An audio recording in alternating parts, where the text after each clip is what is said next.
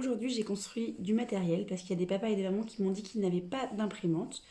Donc du matériel que vos papas et vos mamans peuvent construire à la maison. Et puis vous pouvez même les aider. Alors des petites étiquettes avec tous les nombres de 1 à 10 au moins, mais ça peut aller jusqu'à 20 pour les grandes sections. Et on les met dans le désordre comme on faisait en classe et on doit essayer de les remettre dans l'ordre. Alors le 1, le 2, le 3, le 4, le 5, le 6, on va essayer d'être jusqu'à 10 là, 6, 7, 8, 9, on va faire 9 pour le moment. Et le 10, je le garde de côté. Alors, si on ne connaît pas encore, on ne sait pas encore bien comment lire les différents chiffres, on peut vérifier derrière, d'accord? J'ai mis des points, comme sur les dés, à l'arrière de chaque petite étiquette. Voilà, une fois qu'on a fait ça, on va essayer de faire des collections, ça veut dire de chercher des objets qu'on va mettre en dessous de tous ces numéros.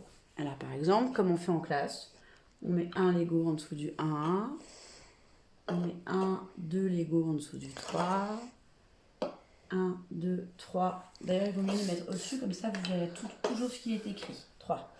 Ensuite, 4 Lego au-dessus du 4. 1, 2, 3, 4. 5 Lego au-dessus du 5. 1, 2, 3, 4, 5.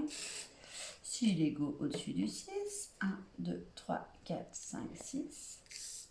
Et ainsi de suite, je pense que vous avez compris. 7 Lego, 8 Lego, 9 Lego. Et là, ça y est, j'ai la place pour mettre le 10. Voilà. Alors, pour ceux qui veulent, on peut continuer. Vous avez vu, j'ai fait plein d'autres étiquettes. On pourrait continuer jusqu'à 20. Alors ensuite, j'ai aussi fait des petits cartons avec des dés. C'est toutes les formes du dé. Et on va pouvoir mettre le 1 devant le 1, le 2 devant le 2, 3, 1, 2, 3. On peut recompter à chaque fois si on a un doute. 4, 5, 6. Si on a envie de continuer, on peut. On n'est pas obligé parce qu'il y en a qui seront très bien à s'arrêter à 6. Mais il y en a qui peuvent continuer. Alors je cherche qu'est-ce qui va pouvoir faire 7. Alors je vais essayer de compter. 1, 2, 3, 4, 5, 6. Si je rajoute 1, ça va me faire 7. Très bien. Ensuite, pour le 8, je peux prendre 1. On va faire comme ça. 1, 2, 3, 4, 5, 6, 7, 8. À partir de là, c'est quand même plutôt pour les grands. Hein. Pour le 9, je peux faire 1, 2, 3, 4, 5, 6, 7, 8, 9. Mais il y a d'autres solutions, je peux chercher. Et pour le 10, je vais faire le 5 et l'autre 5. Voilà, ça on essaye, mais ça peut être compliqué pour les moyens. Ensuite, je peux faire pareil avec les cartes. Je vais chercher, je vais mettre le 1 ici, le 2 ici, vous connaissez bien, parce qu'on y joue beaucoup en classe. Le 3, le 4, le 5, le 6. Je peux m'arrêter là si je trouve que c'est déjà un peu difficile. Et je peux continuer si j'ai envie. Le 7, le 8, le 9 et le 10. Puis après, je peux prendre tout ce que j'ai à la maison.